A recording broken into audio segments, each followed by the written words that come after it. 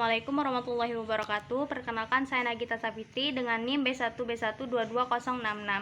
Saya mahasiswi Universitas Jambi yang akan menjelaskan tentang APBD kabupaten atau kota. APBD adalah singkatan dari Anggaran Pendapatan dan Belanja Daerah. Merupakan rencana keuangan tahunan suatu pemerintahan daerah di Indonesia yang disetujui oleh Dewan Perwakilan Daerah. APBD mencakup rencana pendapatan dan belanja pemerintah daerah untuk 1 tahun anggaran, biasanya mulai tanggal 1 Januari hingga 31 Desember.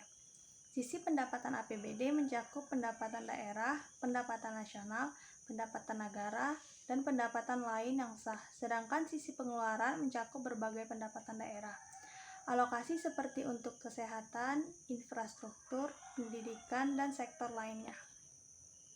Selanjutnya ada struktur anggaran pendapatan dan belanja daerah yang meliputi yang pertama ada pendapatan daerah, yang kedua ada belanja daerah, dan yang ketiga ada pembiayaan daerah. Struktur tersebut diklasifikasikan menurut urusan pemerintahan dan organisasi yang bertanggung jawab melaksanakan urusan pemerintahan sesuai dengan peraturan perundang-undangan. Nah, dari ketiga struktur pendapatan tadi, kita akan bahas mengenai satu persatu. Yang pertama ada pendapatan daerah. Pendapatan daerah adalah hak daerah yang diakui sebagai penambah nilai kekayaan bersih dalam periode tahun bersangkutan dan tidak perlu dibayar kembali oleh daerah. Pendapatan asli daerah terdiri dari pajak daerah. Pajak daerah adalah kontribusi wajib kepada daerah yang terutang oleh pribadi atau badan yang bersifat memaksa berdasarkan undang-undang yang diperlukan untuk keperluan daerah bagi sebesar-besarnya kemakmuran rakyat. Yang pertama ada retribusi daerah.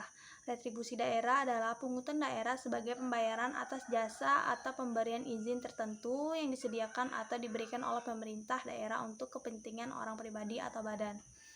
Nah, yang kedua ini ada hasil pengelolaan kekayaan daerah yang dipisahkan, yang mencakup yang pertama ada bagian laba atas penyertaan modal pada perusahaan milik daerah BUMD. Nah, yang kedua ada bagian laba atas penyertaan modal pada perusahaan milik BUMN. Yang keempat, PAD yang sah meliputi. Yang keempat ada lain-lain PAD yang sah, meliputi dari hasil penjualan kekayaan daerah yang tidak dipisahkan. Beberapa hasil penjualan kekayaan daerah yang tidak dipisahkan yang termasuk dalam keadaan yang sah adalah sebagai berikut. Ada hasil penjualan aset daerah yang tidak dipisahkan, hasil pemanfaatan atau pendayagunaan aset daerah yang tidak dipisahkan, ada jasa giro, pendapatan bunga, tuntutan ganti rugi, keuntungan selisih nilai tukar rupiah terhadap mata uang asing, komisi potongan atau bentuk lain sebagai akibat penjualan atau pengadaan barang dan jasa oleh daerah, pendapatan dari pengembalian. Nah, semua jenis pendapatan tersebut dapat digunakan untuk memenuhi kebutuhan keuangan di daerah dan berperan penting dalam anggaran pendapatan belanja daerah. Nah, selain itu, hasil penjualan kekayaan daerah yang tidak dipisahkan juga termasuk dalam hasil pengelolaan kekayaan daerah yang dipisahkan. Nah, hasil pemanfaatan atau pendayagunaan kekayaan daerah yang tidak dipisahkan. Kekayaan daerah yang dipisahkan dan tidak dipisahkan adalah dua jenis kekayaan yang berbeda. Dalam pengelolaan berikut pemberdayaan antara keduanya, yang pertama ada kekayaan daerah yang dipisahkan. Kekayaan daerah yang dipisahkan adalah kekayaan daerah yang dikelola secara terpisah dari kekayaan daerah lainnya. Kekayaan daerah yang dipisahkan berasal dari APBN untuk dijadikan penyertaan modal pada badan usaha milik daerah BUMD. Terus ada kekayaan daerah yang tidak dapat dipisahkan. Kekayaan daerah yang tidak dipisahkan adalah keadaan daerah yang tidak dikelola secara terpisah dari kekayaan daerah lainnya. Kekayaan daerah yang tidak dipisahkan dapat dihasilkan dari berbagai sumber, seperti hasil penjualan aset daerah, hasil pemanfaatan atau kegunaan aset daerah, jasa giro, pendapatan bunga, tuntutan ganti rugi, keuntungan selisih nilai tukar rupiah terhadap mata uang asing, dan komisi atau potongan sebagai akibat dari penjualan atau pengadaan barang dan jasa oleh daerah. Keduanya memiliki peran penting dalam anggaran pendapatan dan belanja daerah dan dapat digunakan untuk memenuhi kebutuhan kekurangan di daerah, namun pengeluarannya berbeda tergantung pada jenis kekayaan daerah tersebut. Selanjutnya ada jasa giro. Jasa giro adalah salah satu jenis pendapatan asli daerah yang sah. Jasa giro merupakan penerimaan dari hasil pendapatan dana pemerintah daerah dalam bentuk rekening baik di bank sentral maupun di bank umum. Jasa giro juga termasuk dalam jenis pendapatan lain-lain PAD yang sah. Selanjutnya ada pendapatan bunga. Salah satu jenis pendapatan asli daerah yang sah pendapatan bunga adalah pendapatan yang dihasilkan oleh bank atau lembaga keuangan dari jasa penyimpanan yang disebut bunga. Pendapatan bunga juga dihasilkan dari sejumlah dana yang disimpan di bank atau lembaga keuangan oleh individu atau perusahaan. Selanjutnya ada penerimaan atas tuntutan ganti rugi daerah. Tuntutan ganti rugi daerah adalah suatu proses tuntutan yang dilakukan terhadap pegawai negara, bukan bendahara, dengan tujuan untuk memulihkan kerugian negara. Penerimaan atau tuntutan ganti rugi daerah dapat digunakan untuk memenuhi kebutuhan keuangan di daerah dan berperan penting dalam anggaran pendapatan belanja daerah APBD. Keuntungan selisih nilai tukar rupiah terhadap mata uang asing. Keuntungan selisih nilai tukar rupiah terhadap mata uang asing adalah salah satu jenis pendapatan asli daerah yang sah. Keuntungan tersebut dihasilkan dari fluktuasi nilai tukar antara rupiah dan mata uang asing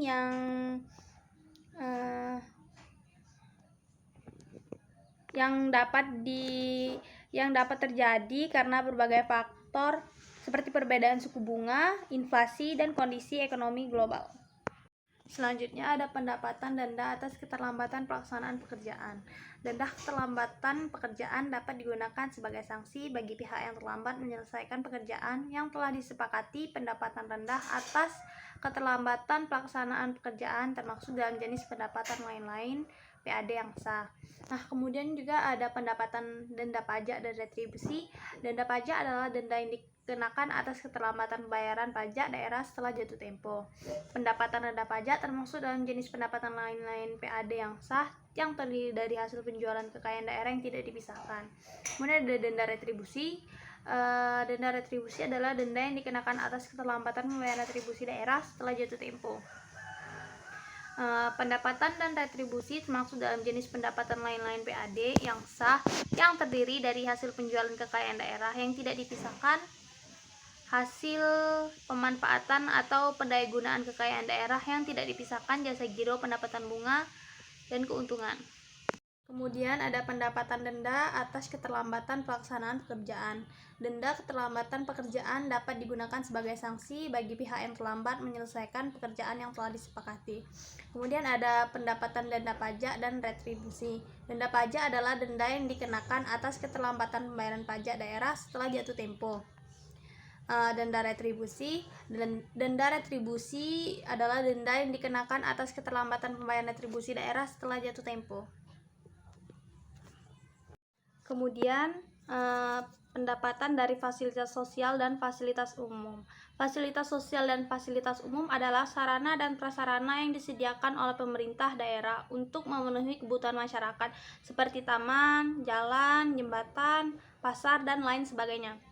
Pendapatan dari fasilitas sosial dan fasilitas umum dapat diperoleh dari sumber pendapatan penyewaan, penggunaan fasilitas sosial, pendapatan dari pengelolaan fasilitas sosial, fasilitas umum seperti parkir, reklame, dan sebagainya, dan pendapatan dari denda atas pelanggaran penggunaan fasilitas sosial dan fasilitas umum. Kemudian ada pendapatan dari penyelenggaraan pendidikan dan pelatihan. Pendapatan ini diperoleh dari kegiatan penyelenggaraan pendidikan dan pelatihan yang dilakukan oleh pemerintah daerah. Kemudian ada pendapatan dari angsuran atau cicilan penjualan aset milik pemerintah daerah seperti tanah atau properti. Pendapatan ini dapat digunakan untuk mendukung kebijakan pembangunan, pengembangan infrastruktur, atau pengelolaan keuangan daerah lainnya. Selanjutnya ada dana perimbangan. Dana perimbangan adalah dana yang bersumber dari pendapatan APBN yang dialokasikan kepada daerah atau otonom untuk mendanai kebutuhan daerah dalam rangka pelaksanaan desentralisasi seperti dana alokasi umum. Dana alokasi umum adalah sejumlah dana yang dialokasikan pemerintah pusat kepada setiap daerah otonom di Indonesia setiap tahunnya sebagai dana pembangunan. Dana alokasi khusus. Dana alokasi khusus adalah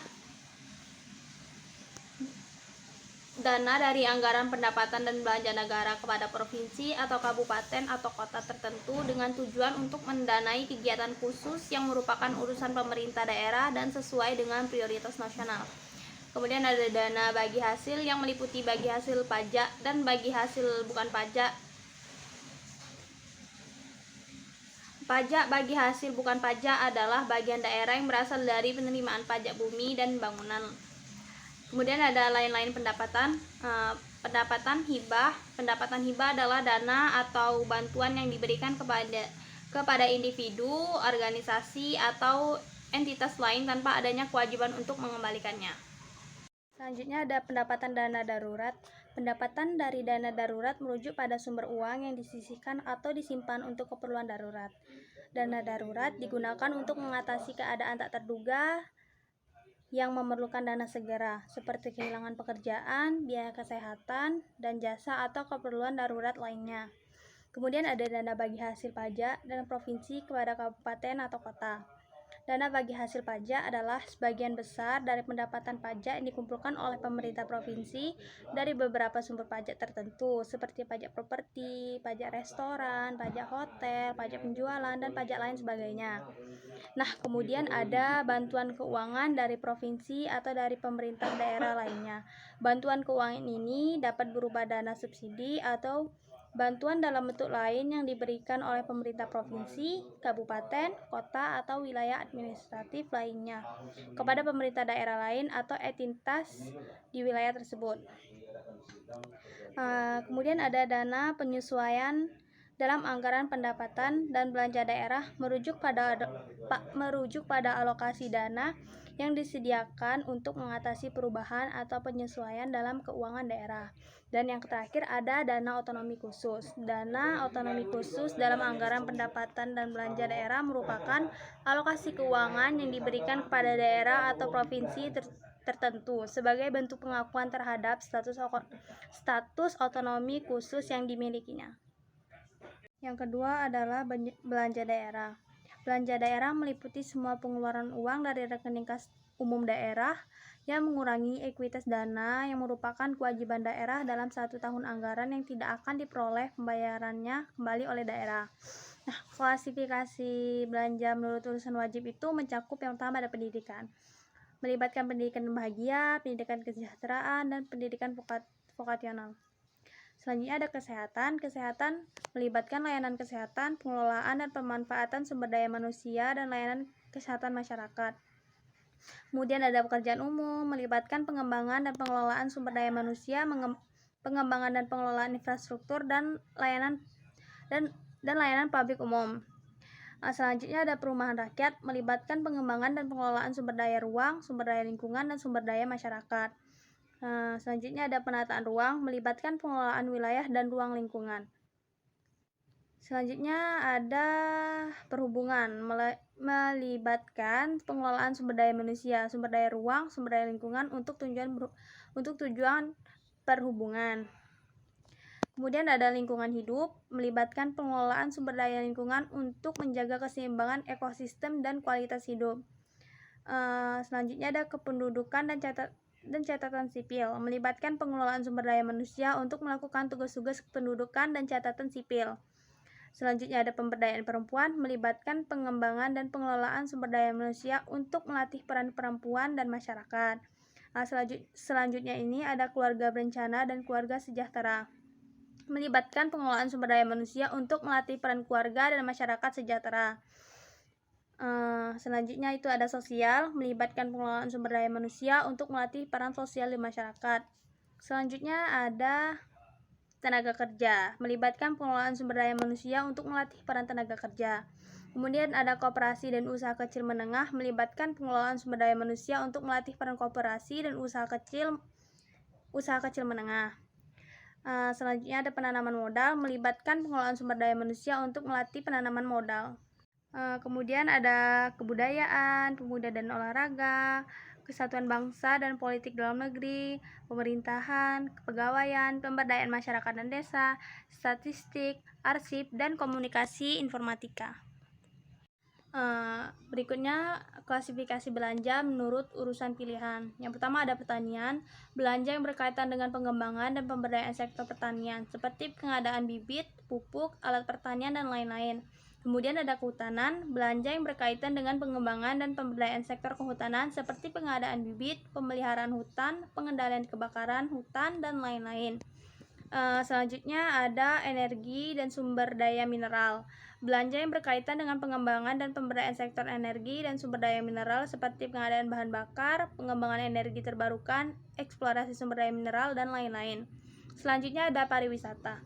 Belanja yang berkaitan dengan pengembangan dan pemberdayaan sektor pariwisata seperti pengembangan objek wisata, promosi wisata, pengembangan infrastruktur pariwisata, dan lain-lain. Kelautan dan perikanan. Belanja yang berkaitan dengan pengembangan dan pemberdayaan sektor kelautan dan perikanan seperti pengadaan alat tangkap ikan, pengembangan budidaya ikan, pengembangan infrastruktur pelabuhan, dan lain-lain. Kemudian ada perdagangan. Belanja yang berkaitan dengan pengembangan dan pemberdayaan sektor perdagangan seperti pengembangan pasar tradisional, pasar modern, dan infrastruktur perdagangan. Kemudian ada perindustrian, belanja yang berkaitan dengan pengembangan dan pemberdayaan sektor perindustrian seperti pengadaan mesin industri, pengembangan infrastruktur, pengembangan teknologi industri, dan lain-lain. Yang terakhir ada transmigrasi, belanja yang berkaitan dengan pengembangan dan pembiayaan sektor transmigrasi seperti pengembangan infrastruktur transmigrasi, pengembangan program transmigrasi, pengamanan sumber daya manusia transmigrasi, dan lain-lain. Klasifikasi belanja menurut urusan pemerintahan, organisasi, fungsi, program, dan kegiatan serta jenis belanja. Belanja tidak langsung yang meliputi belanja pegawai, gaji PNS, TNI, dan Polri. Terus belanja bunga pembayaran, pengelola sumber daya yang telah dikelola seperti pembangunan peralatan infrastruktur. Kemudian ada belanja subsidi. Belanja subsidi pendampingan sumber daya yang tidak dapat dikelola secara langsung seperti uang perjalanan dan sertifikat. Selanjutnya ada belanja hibah, penyediaan sertifikat, uang perjalanan, dan pelatihan lanjut untuk masyarakat. Terus ada belanja bantuan sosial, pendampingan sumber daya untuk masyarakat yang kesulitan meliputi program jaringan masyarakat, program keluarga terkembang, dan program pembangunan masyarakat.